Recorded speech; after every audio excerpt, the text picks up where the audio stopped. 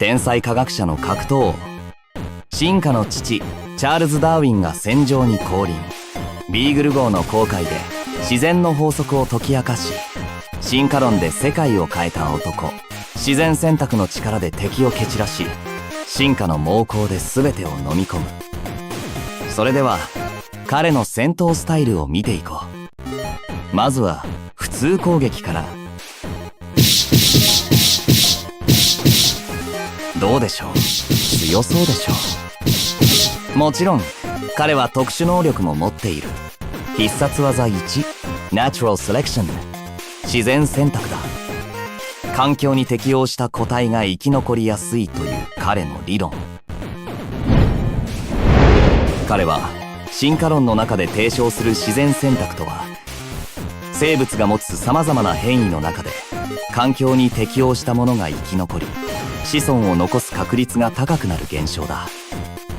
例えばキリンの例で言えば、首の長い個体は高い場所の葉を食べることができ、生存に有利になるため、首の長いキリンの子孫が増えると考えられる。ネチュラルセレクションの技を見てみましょう。高くジャンプし、回転しながらマントを広げる。そしてマントから大霜フリエダ尺という蛾が空に舞い上がり、敵にダメージを与える。実はイギリスの産業革命期における蛾の体色の変化は、自然選択の典型的な例としてよく知られている。当時工業地帯では梅炎によって木の幹が黒くなりました。その結果、体色が暗い蛾は木の幹に紛れて鳥に見つかりにくくなり、生存に有利になったため、暗い色の蛾の割合が増加したと言われている。必殺技2、エボリューション。そう、彼の代名詞進化論だ。ダーウィンの進化論は、生物が進化の過程で特定の目的に向かって変化していくという考え方とは異なる。進化はあくまで環境に適応した変異が選択される結果として起こる偶然の産物であると彼が考えた。人類ってどう進化してきたのか。